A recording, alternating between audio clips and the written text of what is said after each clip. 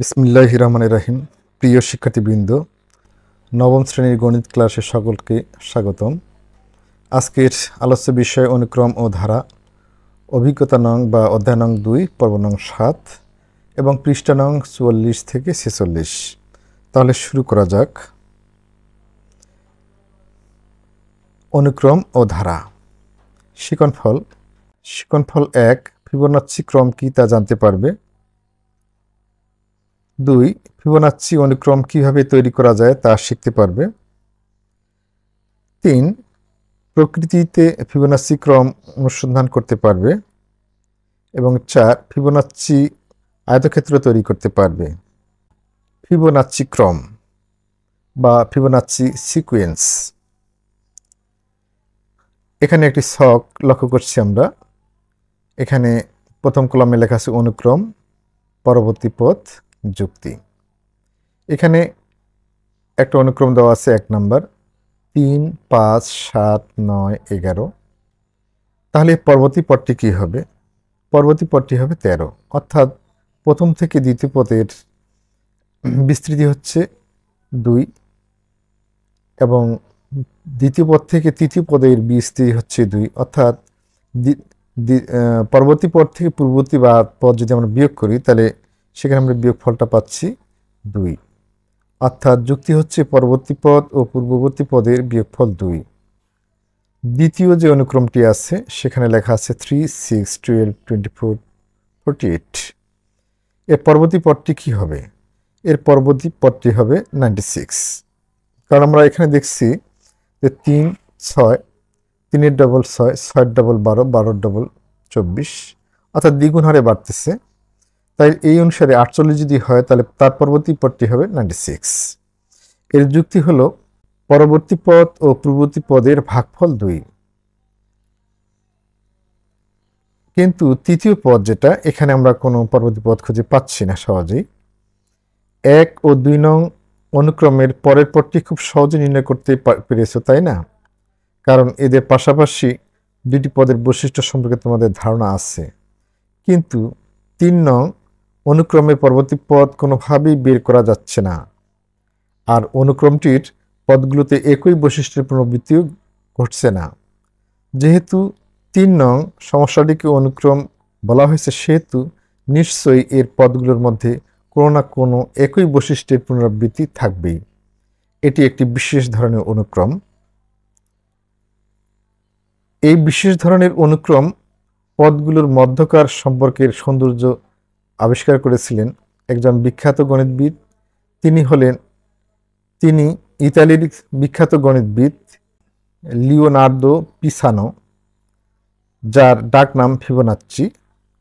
প্রকৃতির মাঝে অনুসন্ধান করে তিনি সংখ্যারাশির এই বিশেষ ধরনের অনুক্রম খুঁজে পান, যা তিনি লিবার এবাসি গ্রন্থে প্রকাশ করেন।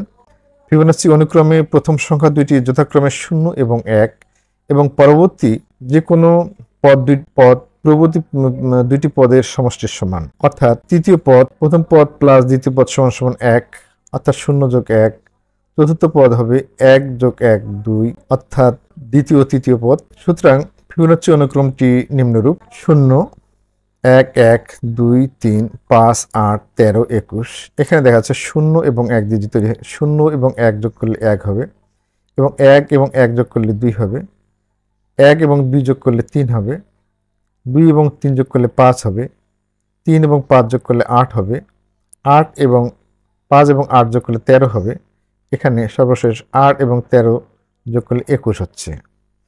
ফিবোনাচ্চি অনুক্রমের পদগুলোকে আমরা নিম্নোক্তভাবে সূত্র থেকে বের করতে পারি।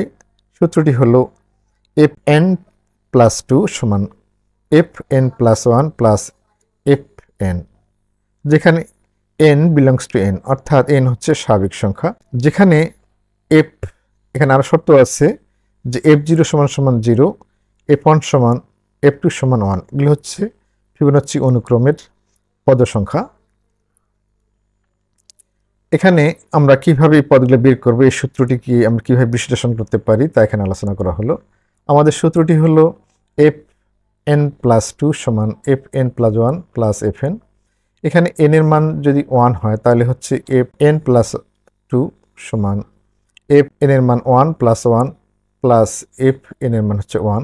তাহলে এখানে দাঁড়াচ্ছে এফ 1 প্লাস 2 সমান এফ 3 সমান F 1 plus 1 F 2 plus F 1, और এফ 3 সমান এফ 2 মান 1 হবে এবং এফ 1 এর মানও 1 হবে। তাহলে আমরা এখানে এফ 2 এর মান 1 এবং এফ 1 এর মানও 1, और এফ 3 সমান 1 প্লাস 1 2, और এটি হলো চতুর্থ পদ।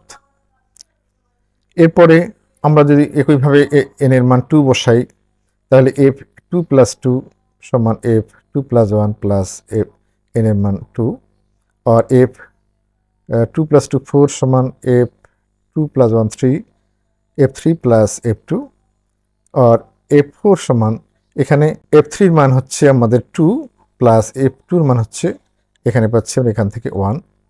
তাহলে আমরা পাচ্ছি এফ 4 সমান 2 প্লাস 1 3 পঞ্চম পদ। এই পঞ্চম পদটি আমরা এইভাবে পেলাম। এভাবে যদি এন এর মান 3 হয় সেক্ষেত্রে এই সূত্র থেকে আমরা পাবো এফ 3 প্লাস 2 সমান এফ 3 প্লাস 1 সমান এফ এন এর মান 3, और एफ 3 प्लस 2 5 एफ 5 समान F 3 plus 1 F 4 plus F 3, और एफ 5 समान एफ 4 এর মান আমরা এখানে পাইলাম 3 এবং এফ 3 এর মান এখানে আমরা পেয়েছি আগে 2, और एफ 5 সমান 5 অর্থাৎ ষষ্ঠ পদ। এখানে ষষ্ঠ পদের মান 5। এইভাবে আমরা প্রতিটি পদ বের করতে পারি। প্রকৃতিতে ফিবোনাচ্চি ক্রম। ফিবোনাচ্চি একজন প্রকৃতিপ্রেমী গণিতবিদ ছিলেন। প্রকৃতির বিভিন্ন সৃষ্টির রহস্য নিয়ে তিনি গবেষণা করতেন। তিনি গবেষণা করতে গিয়ে দেখলেন যে প্রকৃতিতে কিছু জিনিস আছে যা একটি নিয়মিত সজ্জা অনুসরণ করেছে। নিচের ছবিগুলো পর্যবেক্ষণ করো। এখানে আমরা ফুলের পাপড়ি দেখতে পাচ্ছি, এক এক, কোনো ফুলের পাপড়ি 2, কোনো ফুলের মধ্যে 3টি পাপড়ি থাকে, কোনোটিতে 5টি, কোনোটিতে 8টি, কোনোটিতে 13টি, কোনোটিতে 21টি। এইভাবে কিন্তু আমরা এখানেও ফিবোনাচ্চি ক্রমগুলো লক্ষ্য করছি। লক্ষ্য করো যে প্রতিটি ফুলের পাপড়ির সঙ্গে ফিবোনাচ্চি ক্রম মেনে চলে। ফিবোনাচ্চি আয়তক্ষেত্র। পাশের ছবিটি লক্ষ্য করো, এটি একটি আয়তক্ষেত্র। এর ক্ষুদ্রতম বর্গগুলোর বাহুর দৈর্ঘ্য 1 একক হলে আয়তটির ক্ষেত্রফল ছবির ছোট ছোট বর্ণগুলো গণনা করেই নির্ণয় করা সম্ভব, তাই না? তাহলে ঝটপট বলে ফেলো আয়তক্ষেত্রটির ক্ষেত্রফল কত বর্গ একক। আয়তটির ক্ষেত্রফল ভিন্নভাবে নির্ণয় করা সম্ভব। ছবিতে আয়তক্ষেত্রটির দৈর্ঘ্য 13 একক এবং প্রস্থ 8 একক। সুতরাং ক্ষেত্রফল 13 গুণন 8 সমান 104 বর্গ একক। তার প্রথমে আমরা লক্ষ্য করব এখানে একটি বর্গ, তারপরে একটি বর্গক্ষেত্র, একটি বড় বর্গক্ষেত্র যার প্রতিবাহুর দৈর্ঘ্য হচ্ছে 2 একক, আর এখানে ছিল প্রতিবাহুর দৈর্ঘ্য 1 একক। এবার তার পাশে পাচ্ছি আমরা একটি বর্গক্ষেত্র যার প্রতিবাহুর দৈর্ঘ্য 1 2 3 বর্গ একক। এখন এই বড় যেটা 3 একক এবং পাশে আসছে 2 বর্গ একক, মোট 5 বর্গ একক। তারপরে আমরা এদিকে পাচ্ছি যে 5 3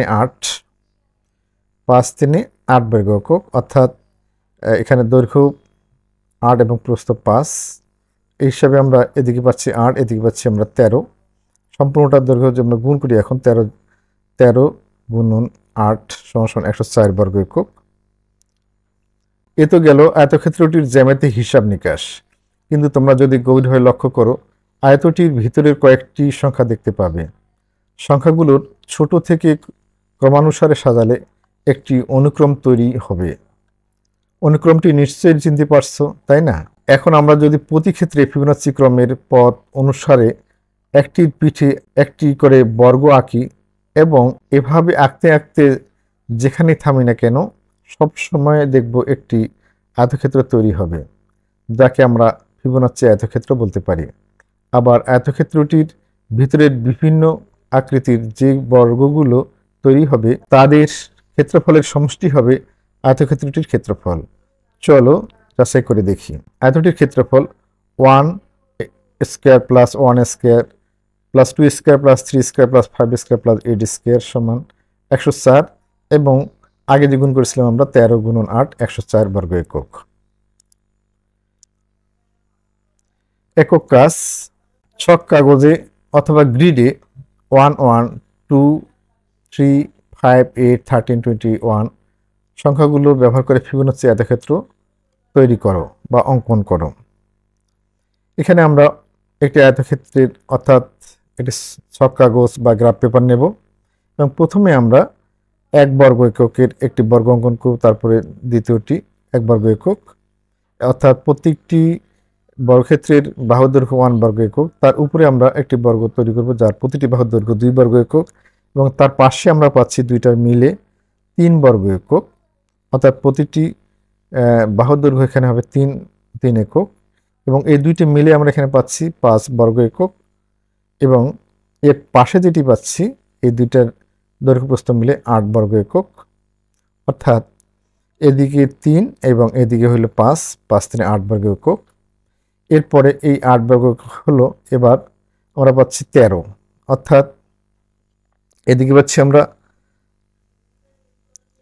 5 বর্গ একক এবং উপর দিকে পাচ্ছি আমরা এদিকে বারান্তে পাচ্ছি 8 বর্গ একক, অর্থাৎ এখান থেকে এই পর্যন্ত 5 বর্গ একক এবং এখান থেকে 5 এবং উপরের দিকে আমরা পাচ্ছি 13 বর্গ একক এবং সর্বশেষ যেটা আমরা পাচ্ছি 13 8 যোগ 13 সমান 21 বর্গ একক, অর্থাৎ আয়তক্ষেত্রটি আমরা পাবো 21 বর্গ একক। আয়তক্ষেত্রটির ক্ষেত্রফল 1 square plus 1 square plus 2 square plus 3 square plus 5 square plus 8 square plus 13 square plus 21 square সমান 714। এদিকে আবার আমরা যে গুণ করি 34 গুণন 21 সমান সমান 714 বর্গ একক। এভাবে আমরা ফিবোনাচ্চি আয়তক্ষেত্র অঙ্কন করতে পারি। প্রিয় শিক্ষার্থীবৃন্দ, আজকে ক্লাস এখানে শেষ করছি। পরবর্তী ক্লাস দেখার আমন্ত্রণ রইল। ক্লাসটিতে যদি সামান্যতম উপকৃত হয়ে থাকে অবশ্যই লাইক, কমেন্টস এবং সাবস্ক্রাইব করবে। আল্লাহ হাফেজ।